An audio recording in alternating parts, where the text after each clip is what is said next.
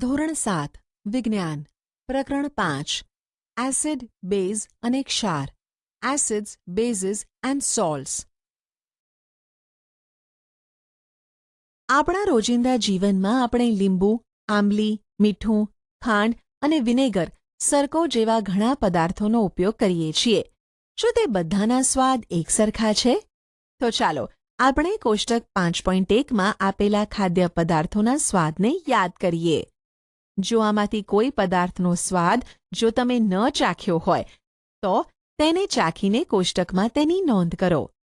સાવચેતી: કોઈ પણ પદાર્થને ચાખવા માટે કહેવામાં ન આવે ત્યાં સુધી તેને ચાખવો નહીં. 2. તમને કહેવામાં ન આવે ત્યાં સુધી કોઈ પણ પદાર્થનો સ્પર્શ પણ કરવો નહીં. કોષ્ટક 5.1 પદાર્થ: સ્વાદ, ખાટો, તુરો, તે સિવાયનો. લીંબુનો રસ, સંતરાનો રસ, વિનેગર, દહીં, આંબલી, સાકર, ખાંડ, મીઠું, આંબળા, ખાવાના સોડા, દ્રાક્ષ, કાચી કેરી. તમને જાણવા મળશે કે આમાંથી કેટલાક પદાર્થોનો સ્વાદ ખાટો, કેટલાકનો તુરો, કેટલાકનો મીઠો અથવા કેટલાકનો ખારો છે. એસિડ અને બેઝ એસિડ્સ એન્ડ બેઝિસ. દહીં, લીંબુનો રસ, નારંગીનો રસ અને વિનેગરનો સ્વાદ ખાટો હોય છે. તેમનો ખાટો સ્વાદ તેમાં રહેલા એસિડને કારણે હોય છે. આ પદાર્થનો રાસાયણિક ગુણધર્મ એસિડિક છે. એસિડ શબ્દની ઉત્પત્તિ લેટિન શબ્દ એસિયર પરથી મળે છે, જેનો અર્થ ખટાશ એવો થાય છે. આ પદાર્થોમાં રહેલો એસિડ કુદરતી એસિડ હોય છે. બેકિંગ સોડા ખાવાના સોડાનો સ્વાદ કેવો હોય છે? શું તેનો સ્વાદ પણ ખાટો હોય છે? જો ના, તો તેનો સ્વાદ કેવો હોય છે? જો તેમનો સ્વાદ ખાટો નથી તો તેમાં એસિડ હોતો નથી. તેનો સ્વાદ તુરો હોય છે. જો તમે તેના દ્રાવણને હાથમાં લઈને મસળશો તો તે સાબુ જેવો ચીકણો લાગે છે. જે પદાર્થોના સ્વાદ તુરા અને તેમને સ્પર્શ કરવાથી સાબુ જેવા ચીકણા જણાય છે તેમને બેઝ કહે છે. તેમની પ્રકૃતિ એટલે કે સ્વભાવ બેઝિક કહેવાય છે. જો આપણે કોઈ પદાર્થને જીભ વડે ચાખી શકતા ન હોય તો આપણે તેની પ્રકૃતિ કેવી રીતે શોધી શકીએ? કોઈ પદાર્થ એસિડિક છે કે બેઝિક છે તેનું પરીક્ષણ કરવા માટે ખાસ પ્રકારના પદાર્થોનો ઉપયોગ કરવામાં આવે છે.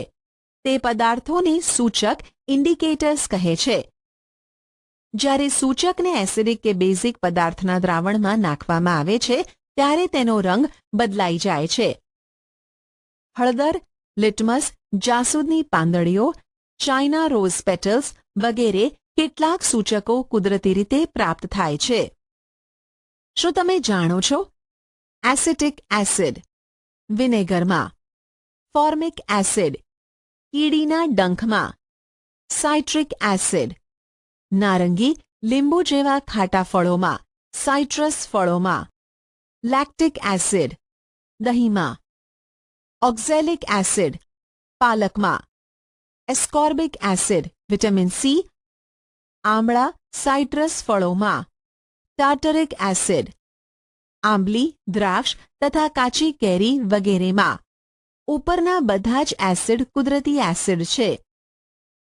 કેલ્શિયમ હાઇડ્રોક્સાઇડ ચૂનાના પાણીમાં, એમોનિયમ હાઇડ્રોક્સાઇડ કાચ સાફ કરવાના પ્રવાહીમાં, સોડિયમ હાઇડ્રોક્સાઇડ કે પોટેશિયમ હાઇડ્રોક્સાઇડ સાબુમાં, મેગ્નેશિયમ હાઇડ્રોક્સાઇડ મિલ્ક ઓફ મેગ્નેશિયામાં. સ્વાદ જાણવા માટે શું હું આ બધા જ પદાર્થોને જીભ વડે ચાખી શકું? ના, તે ચેતવણી વાંચી નહીં. અજાણ્યા પદાર્થોને જીભ વડે ચાખવા જોઈએ નહીં. તે આપણને નુકસાન કરી શકે છે. આપણી આસપાસના કુદરતી સૂચકો નેચરલ ઇન્ડિકેટર્સ અરાઉન્ડ અસ. લિટમસ એક પ્રાકૃતિક રંજક. સામાન્ય રીતે સૌથી વધુ ઉપયોગમાં લેવામાં આવતું સૂચક લિટમસ છે. તેને લાઇકેનમાંથી પ્રાપ્ત કરવામાં આવે છે. નિસ્યંદિત પાણીમાં તેનો રંગ જાંબુડિયો હોય છે. તેને જ્યારે એસિડિક દ્રાવણમાં નાખવામાં આવે છે ત્યારે તે લાલ રંગ ધારણ કરે છે અને જ્યારે તેને બેઝિક દ્રાવકમાં નાખવામાં આવે છે ત્યારે તે ભૂરો કે વાદળી રંગ ધારણ કરે છે. લિટમસ દ્રાવણના સ્વરૂપમાં પ્રાપ્ત છે અથવા તે કાગળની પટ્ટીઓના સ્વરૂપમાં પણ મળે છે, જેમને લિટમસ પત્ર કહે છે. સામાન્ય રીતે લિટમસ પત્ર ભૂરા તથા લાલ રંગના મળે છે. પ્રવૃત્તિ 5.1 પ્લાસ્ટિક કપ, પ્યાલા, કસનળીમાં લીંબુનો થોડો રસ લઈને તેમાં થોડું પાણી મિશ્ર કરો. હવે ડ્રોપરની મદદ વડે લાલ લિટમસ પત્ર પર આ દ્રાવણનું ટીપું નાખો. શું રંગમાં કોઈ ફેરફાર થયો? ઉપરોક્ત પ્રવૃત્તિનું ભૂરા લિટમસ પત્ર માટે પુનરાવર્તન કરો. જો રંગમાં કોઈ ફેરફાર જણાય તો તેની નોંધ કરો. આ પ્રવૃત્તિને નીચે આપેલા પદાર્થો માટે પણ કરો. નળનું પાણી, ડિટર્જન્ટનું દ્રાવણ, એરેટેડ પીણું, સોડા વોટર, સાબુનું દ્રાવણ, શેમ્પૂ, મીઠાનું દ્રાવણ, ખાંડનું દ્રાવણ, વિનેગર, બેકિંગ સોડાનું દ્રાવણ, મિલ્ક ઓફ મેગ્નેશિયાનું દ્રાવણ, વોશિંગ સોડાનું દ્રાવણ, ચૂનાનું પાણી. જો શક્ય હોય તો આ દ્રાવણો નિસ્યંદિત પાણીમાં બનાવવા. તમારા અવલોકનોને કોષ્ટક 5.2માં નોંધો. તમારા કોષ્ટકમાં એવા ઘણા પદાર્થો જોવા મળશે જેઓ લિટમસ પત્ર પર કોઈ અસર દર્શાવશે નહીં. તેવા પદાર્થોના નામ લખો. એવા દ્રાવણો કે જેઓ લાલ કે ભૂરા લિટમસનો રંગ બદલતા નથી તેમને તટસ્થ દ્રાવણ કહે છે. જેઓ ન તો એસિડિક કે ન તો બેઝિક પ્રકૃતિ ધરાવે છે. ચૂનાના દ્રાવણને બનાવવા માટે કાચની બાટલીમાં પાણી ભરી તેમાં થોડોક ચૂનો ઓગળવા દો. બાટલીને બંધ કરી બરાબર હલાવીને થોડાક સમય સુધી સ્થિર મૂકી રાખો. ત્યારબાદ બાટલી ખોલી તેમાંનું ઉપરનું પાણી નિતારી લો. આ છે ચૂનાનું નીતર્યું પાણી અથવા ચૂનાનું દ્રાવણ. કોષ્ટક 5.2 અનુક્રમ કસોટી માટેનું દ્રાવણ. લાલ લિટમસ પત્ર પર અસર, ભૂરા લિટમસ પત્ર પર અસર. નિષ્કર્ષ: હળદર એ પ્રાકૃતિક સૂચક છે. પ્રવૃત્તિ 5.2 1 ચમચી હળદરનો પાવડર લઈને તેમાં થોડું પાણી ઉમેરીને તેની પેસ્ટ તૈયાર કરો. હવે બ્લોટિંગ પેપર કે ગાળણ પત્ર પર હળદરની પેસ્ટ લગાડીને તેને સૂકાઈ જવા દો. ત્યારબાદ આ હળદરની પેસ્ટવાળા કાગળને કાપીને પાતળી પટ્ટીઓ તૈયાર કરો. હવે હળદરની પટ્ટી પર સાબુના દ્રાવણનું ટીપું મૂકો અને નિરીક્ષણ કરો કે શું થાય છે. તમે તમારી મમ્મીના જન્મદિવસ પર વિશેષ કાર્ડ બનાવી શકો છો. સાદા સફેદ કાગળ પર હળદરની લુગદી લગાડીને તેને સૂકવી નાખો.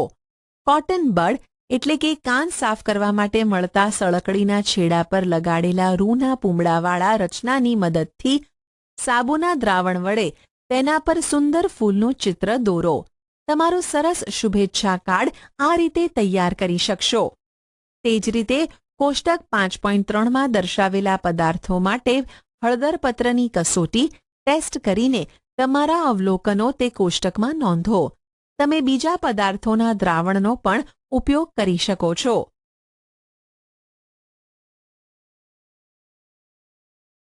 જાસૂદના ફૂલનો સૂચક તરીકે ઉપયોગ.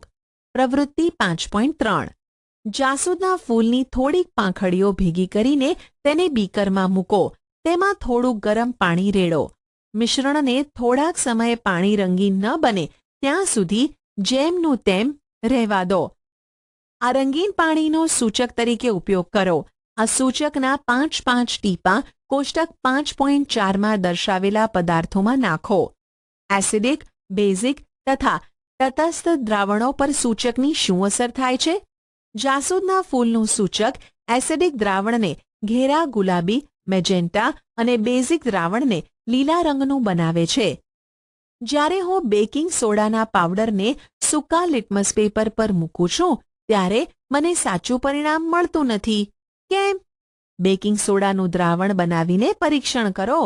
કોષ્ટક 5.4 ક્રમ કસોટી માટેનું દ્રાવણ. પ્રારંભિક રંગ, અંતિમ રંગ. 1. શેમ્પૂ, મંદ દ્રાવણ. 2. લીંબુનો રસ. 3. Soda water. 4. સોડિયમ બાયકાર્બોનેટનું દ્રાવણ. 5 વિનેગર સરકો, 6 ખાંડનું દ્રાવણ, 7 મીઠાનું દ્રાવણ. પહેલી તમારી સમક્ષ નીચેની સમસ્યાઓ લઈને આવી છે. કોફી કથ્થાઈ રંગની છે, તે સ્વાદમાં કડવી છે. શું તે એસિડ છે કે પછી બેઝ? જ્યાં સુધી તમે ચાખો નહીં ત્યાં સુધી તમે તેના સ્વાદ વિશે અજ્ઞાત હોવાને લીધે જવાબ આપી શકતા નથી. પ્રવૃત્તિ 5.4. શિક્ષકોને નીચે આપેલા મંદ રસાયણો તેમની પ્રયોગશાળા અથવા શાળાની નજીક આવેલી પ્રયોગશાળામાંથી મેળવવા વિનંતી છે. Hydrochloric acid, sulphuric acid, sodium hydroxide, ammonium hydroxide, calcium hydroxide, ચૂનાનું પાણી. હવે આ બધા દ્રાવણોની ત્રણેય પ્રકારના લિટમસ પરની અસર નોંધો અને કોષ્ટક 5.5માં કરો. કોષ્ટક 5.5. ક્રમ, દ્રાવણનું નામ, લિટમસ પત્ર પર અસર, હળદર પત્ર પર અસર, જાસૂદના ફૂલના દ્રાવણ પર અસર. 1. મંદ હાઇડ્રોક્લોરિક એસિડ. શું તમે એસિડ વર્ષાથી માહિતગાર છો? એસિડ વર્ષાની હાનિકારક અસરો વિશે તમે સાંભળ્યું છે? વરસાદમાં વધુ માત્રામાં એસિડ ભળે તેને એસિડ વર્ષા કહે છે. આમ કેવી રીતે થાય છે? વરસાદ કાર્બન ડાયોક્સાઇડ, સલ્ફર ડાયોક્સાઇડ અને નાઇટ્રોજન ડાયોક્સાઇડ કે જે હવાના પ્રદૂષકોમાંથી મુક્ત થાય છે જેવા વાયુઓ સાથે ભળીને કાર્બનિક એસિડ, સલ્ફ્યુરિક એસિડ અને નાઇટ્રિક એસિડ બનાવે છે. એસિડ વર્ષા બહુમાળી મકાનો, ઐતિહાસિક સ્મારકો, વનસ્પતિઓ અને પ્રાણીઓને નુકસાન કરે છે. સાવચેતી. પ્રયોગશાળામાં એસિડ તથા બેઝને રાખવા તથા ઉપયોગમાં લેવા માટે ખૂબ જ કાળજી લેવી આવશ્યક છે, કારણ કે તેઓ કુદરતી રીતે જ ક્ષારણ, કોરોઝિવનો ગુણધર્મ ધરાવે છે. તેઓ ચામડીમાં બળતરા ઉત્પન્ન કરે છે અને નુકસાન પહોંચાડે છે. હવે હું સમજ્યો કે મારા સફેદ શર્ટ પર હળદરના ડાઘ પડતા તેને સાબુથી ધોવામાં આવે ત્યારે તે લાલ રંગના શા માટે બની જાય છે? કારણ કે સાબુનું દ્રાવણ બેઝિક પ્રકૃતિનું હોય છે. તટસ્થીકરણ, ન્યુટ્રલાઇઝેશન. આપણે શીખી ગયા કે એસિડ ભૂરા લિટમસ પત્રને લાલ અને બેઝ લાલ લિટમસ પત્રને ભૂરું બનાવે છે. ચાલો આપણે જોઈએ કે જ્યારે એસિડ તથા બેઝ બંનેને ભેગા કરવામાં આવે ત્યારે શું થાય છે. આપણે એવા સૂચકનો ઉપયોગ કરીશું જેનો આપણે અત્યાર સુધી ઉપયોગ કર્યો નથી. તેને ફિનોલ્ફથેલિન કહે છે. પ્રવૃત્તિ 5.5. આ પ્રવૃત્તિનું વર્ગમાં શિક્ષક દ્વારા જ નિર્દેશન કરવામાં આવે. કસનળીનો ચોથો ભાગ મંદ હાઇડ્રોક્લોરિક એસિડ વડે ભરો. તેના રંગની નોંધ કરો. ફિનોલ્ફથેલિનના રંગની પણ નોંધ કરો. એસિડમાં 2 થી 3 ટીપાં આ સૂચકના ઉમેરો. હવે હળવેથી કસનળીને હલાવો. તમને એસિડના રંગમાં થતો કોઈ ફેરફાર દેખાયો? હવે ડ્રોપરની મદદ વડે સોડિયમ હાઇડ્રોક્સાઇડના દ્રાવણનું એક ટીપું તેમાં ઉમેરો. કસનળીને હળવેથી હલાવો.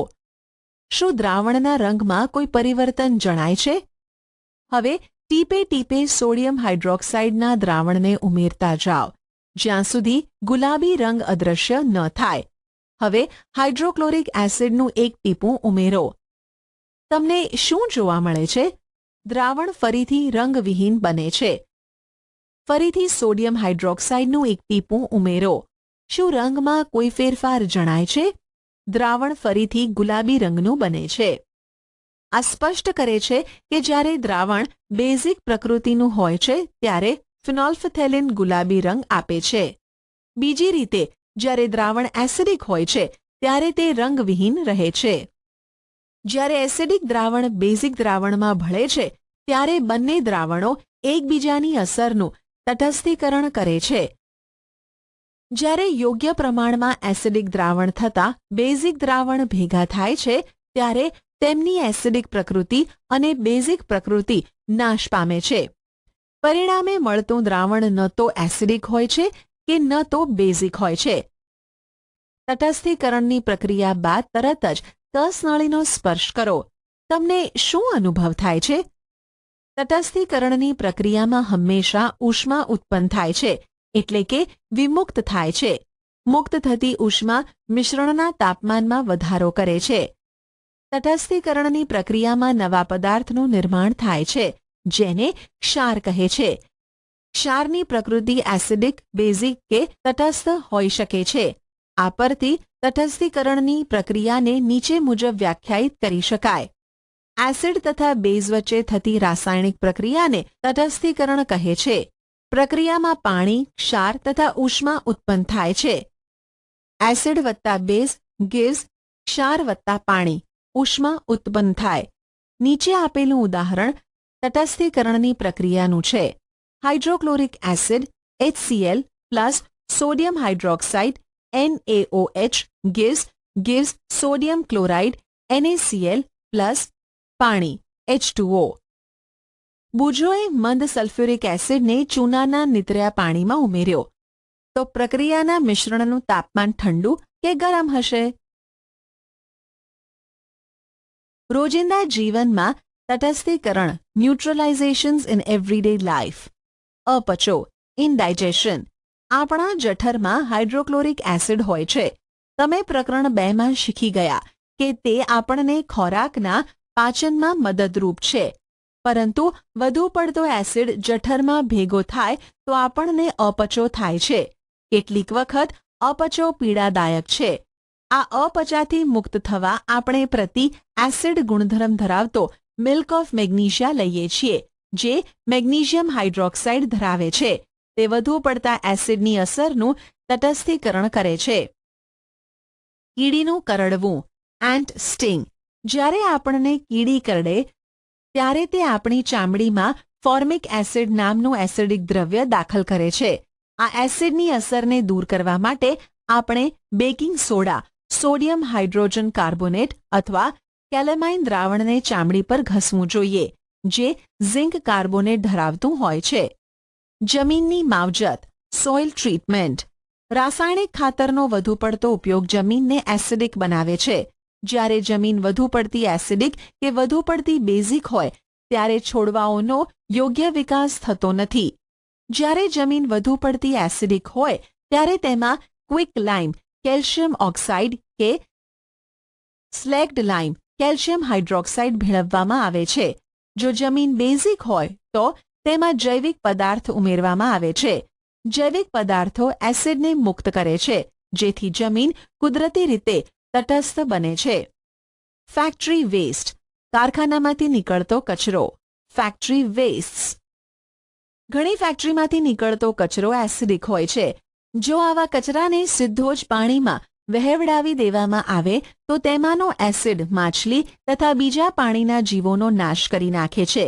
આથી ફેક્ટરીમાંથી નીકળતા કચરાને બેઝિક પદાર્થો ઉમેરીને તટસ્થ બનાવવામાં આવે છે. પારિભાષિક શબ્દો. Acid acid, acidic acidic, base base, basic basic, સૂચક ઇન્ડિકેટર, તટસ્થ ન્યુટ્રલ, તટસ્થીકરણ ન્યુટ્રલાઇઝેશન, ક્ષાર સોલ્ટ.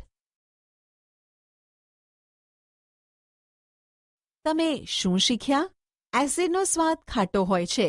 બેઝ સ્વાદમાં કડવા, તુરા અને સ્પર્શમાં ચિકાશવાળા હોય છે. એસિડ ભૂરા લિટમસને લાલ બનાવે છે.